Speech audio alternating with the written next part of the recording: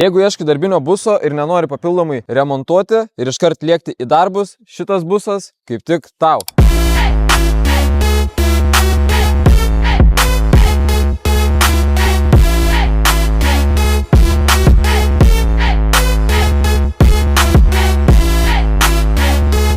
Čia turime 24 metų Citroen Jumper 2.2 dizelinas, 121 kW. Kas svarbiausia, kad šio automobilio rida 12 000 km. Dar šviežias automobilis, prižiūrėtas, paruoštas naujam savininkui. Prailgintas ir praaukštintas kėbulas reiškia, kad šiame mikroautobuse vietos netrūks ir galėsite vežti tikrai didelius krovinius. Galime užmesti taipogi akį į saloną.